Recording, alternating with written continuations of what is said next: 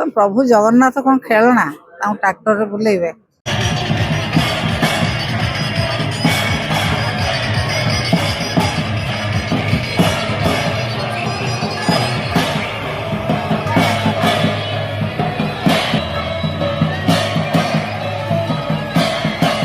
जाजपुर गोटे नुआ राजा पाइले ना ना राजा फाजा कहीं ना जाजपुर के राजा फाजा ना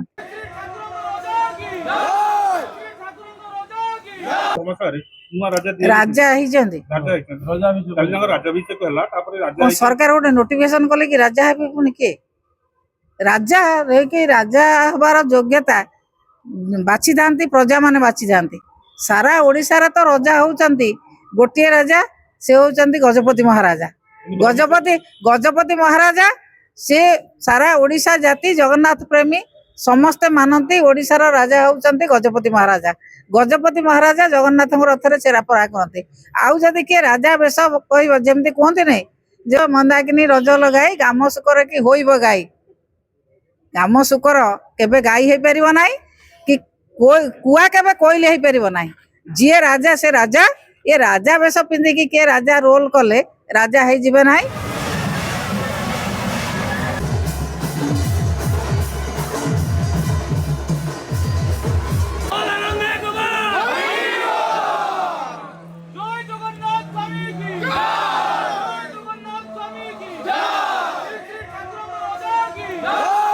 आकु लोक निंदा करेंगे एवं नुआ नुआ ट्रेडिशन तैयारी करछन्ते नुआ नुआ संस्कृति तैयारी करछन्ते नुआ नुआ परंपरा तैयारी करछन्ते। आपण देखिछन्ते आगु राति रथ टଣା है जगन्नाथ हाथे गड़े देकी रथ रखीदे कहीं नहीं कि गला नहीं गुंडीचा मंदिर पाख पर्यंत प्रभुंकर लीला तो ये कहीं बसते जदि प्रभुंकर लीला ए सरकार जाऊना सब प्रभु जहाँ करेंगे ये सरकार कहीं रहे।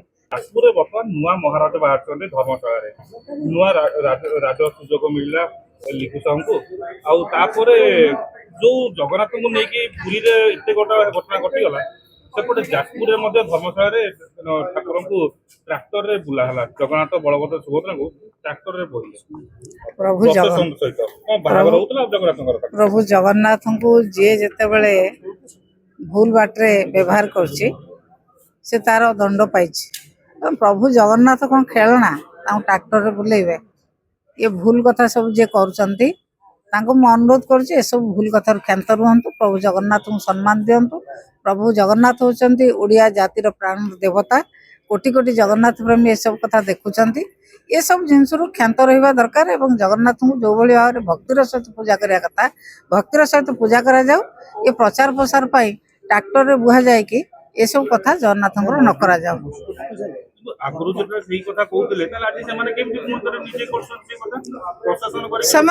से कथा मने ना एबे नुआ नुआ ट्रेडिशन तैयारी करछन्ते नुआ नुआ संस्कृति तैयारी करछन्ते नुआ नुआ परंपरा तैयारी करछन्ते। आपण देखिछन्ते आगु राति रथ टଣା है राति काली नंदीघोष टଣା हला केते बेले 7:09 रे राति केबे रथ टଣା होयनी राति रथ टଣା हला बोली कि बहुत प्रकार असुविधा हला एवं राति लोक मैंने बेसी दल चकटा जो प्रभु बलभद्र रथ पाखे दल चकटा है राति कौन पाई रथ टଣା होता जदि रथ टाणिले राति पुणी प्रभु जगन्नाथ हाथे गड़े देकी रथ रखीदे कहीं नहीं कि गला नहीं गुंडीचा मंदिर पाख पर्यंत प्रभुंकर लीला तो ये कहीं बसते जदि प्रभुंकर लीला ये सरकार जाऊना सब प्रभु जहाँ करेंगे ये सरकार कहीं रहे लोक मैंने कहीं भरोसा करेंगे हिंदू धर्म एवं संस्कृति परंपरा को कहीं भरोसा करिवो। ये संस्कृति परंपरा को नष्ट करुचंती एवं जो धर्म ना रे मिछर स्लोगान दौरान शुद्ध मिछ स्लोगान दौरान आंकर आंतरिकता नहीं प्रभु जगन्नाथ प्रति एवं ओडिया संस्कृति की भाषा को सम्मान देवाई आंकर नहीं इच्छा नहीं कि आंतरिकता नहीं।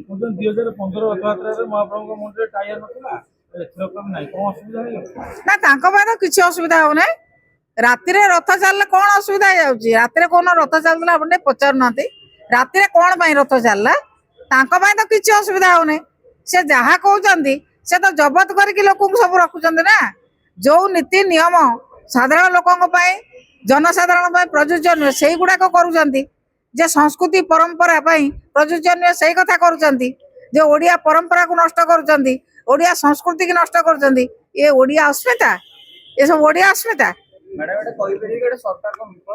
ନିଶ୍ଚିତ ଭାବରେ ସରକାର ବିଫଳ ହେଇଛନ୍ତି ରଥଯାତ୍ରାକୁ ମ୍ୟାନେଜ କରିବାରେ। ସରକାର ବିଫଳ ହେଇଛନ୍ତି। ସରକାରଙ୍କର ସମସ୍ତ ପ୍ରତିନିଧି ବସିଥିଲେ ସେଠି, ମାନ୍ୟବର ମୁଖ୍ୟମନ୍ତ୍ରୀଙ୍କ ଠାରୁ ଆରମ୍ଭ କରି ଆଇନ ମନ୍ତ୍ରୀ, ସ୍ୱାସ୍ଥ୍ୟ ମନ୍ତ୍ରୀ, ଚିଫ ସେକ୍ରେଟାରୀ, ଡିଜି ଏବଂ ଆପଣଙ୍କର ହୋମ ସେକ୍ରେଟାରୀ ଆଉ ଆପଣଙ୍କର ଏ ଯୋଉ ଡିସି ସବୁ ସେକ୍ରେଟାରୀ ବସିଥିଲେ ଏବଂ ଆପଣଙ୍କର ସବୁ ପୋଲିସ ପ୍ରଶାସକ ବସିଥିଲେ। କଣ କରୁଥିଲେ ସେମାନେ? ସେମାନେ କଣ ଦେଖୁଥିଲେ? କଣ ତଦାରଖ କରୁଥିଲେ? ତଦାରଖ କଣ ଏଇଭଳିଆ କରାଯାଏ? ରଥଯାତ୍ରା ଏଇଭଳିଆ ମ୍ୟାନେଜମେଣ୍ଟ କରାଯାଏ? ତାଙ୍କର ଆନ୍ତରିକତା ନାହିଁ, ଠାକୁରଙ୍କ ପ୍ରତି ଆନ୍ତରିକତା ନାହିଁ, ଓଡ଼ିଆ ଭାଷା ଓଡ଼ିଆ ଜାତି ପ୍ରତି ଆନ୍ତରିକତା ଯଦି ଥାନ୍ତା ଏଭଳି ଭାବରେ ଅଘଟଣ ଘଟିନଥାନ୍ତା। ଆନ୍ତରିକତା ସବୁଆଡକୁ ତା ଆନ୍ତରିକତା ଅଛି କେବଳ ତାଙ୍କ ଦଳ ପ୍ରଚାର କେମିତି କରିବେ, ତାଙ୍କର ଦଳର ପ୍ରଚାର କେମିତି ହବ, ତାଙ୍କର ବଡିମା କେମିତି ପ୍ରଚାର ହବ, ତାଙ୍କ ଅହଙ୍କାର କେମିତି ପ୍ରଚାର ହବ, ସିଏ କେମିତି ଦେଖେ ହେଇକି ଲୋକଙ୍କ ପାଖରେ ତାଙ୍କ ଅହଙ୍କାର ପ୍ରଚାର କରିବେ, ସେଇଥିରେ ଅଛି। ଯେତେ ଆଗରୁ ଅଚ୍ୟୁତ ସାମନ୍ତଙ୍କର କିଟରେ ତାଙ୍କ ରଥଯାତ୍ରା ବେଳକୁ ତାଙ୍କୁ ରାଜାଭିଷେକ କରାଯାଇଥିଲା, ବିଜେଡି କୁ ନେଇକି ବହୁତ କଥା ଉଠିଥିଲା। ଆଜି ଲିପୁ ସାହୁ ଯେତେବେଳେ ରାଜାଭିଷେକ ହଉଛନ୍ତି ଧର୍ମଶାଳାରେ, ନୂଆ ରାଜା ହେଇଛନ୍ତି, କାଲି ତାଙ୍କର ରାଜାଭିଷେକ ହେଲା, ତାପରେ ରାଜା ସରକାର ଗୋଟେ ନୋଟିଫିକେସନ କଲେ କି ରାଜା ହେବେ। ପୁଣି କିଏ ରାଜା ହେଇକି ରାଜା ହବାର ଯୋଗ୍ୟତା ବାଛିଥାନ୍ତି, ପ୍ରଜାମାନେ ବାଛିଥାନ୍ତି। ସାରା ଓଡ଼ିଶାରେ ତ ରାଜା ହଉଛନ୍ତି ଗୋଟିଏ ରାଜା, ସେ ହଉଛନ୍ତି ଗଜପତି ମହାରାଜା। ଗଜପତି ମହାରାଜା ସେ ସାରା ଓଡ଼ିଶା ଜାତି ଜଗନ୍ନାଥ ପ୍ରେମୀ ସମସ୍ତେ ମାନନ୍ତି। ଓଡ଼ିଶାର ରାଜା ହଉଛନ୍ତି ଗଜପତି ମହାରାଜା। ଗଜପତି ମହାରାଜା ଜଗନ୍ନାଥଙ୍କ ରଥରେ ଛେରା ପହଁରା କରନ୍ତି। ଆଉ ଯଦି କିଏ ରାଜା ବେଶ କହିବ, ଯେମିତି କୁହନ୍ତି ନାଇଁ ଯୋଉ ଇଏ ଯୋଉ କାନନ ଇଏ ଯୋଉ କୁଆ ଯଦି କୋଇଲିର ସ୍ୱର କହିବ, ସେ ତାକୁ ଯେମିତି ଲୋକ ହସିବେ, ଏଇଭଳିଆ ଲୋକ ହସିବେ। ଦେହ ମନ୍ଦାକିନୀ ରଜ ଲଗାଇ ଗାମ ଶୁକର କି ହୋଇବ ଗାଈ। ଗାମ ଶୁକର କେବେ ଗାଈ ହେଇପାରିବ ନାହିଁ, କି କୁଆ କେବେ କୋଇଲି ହେଇପାରିବ ନାହିଁ।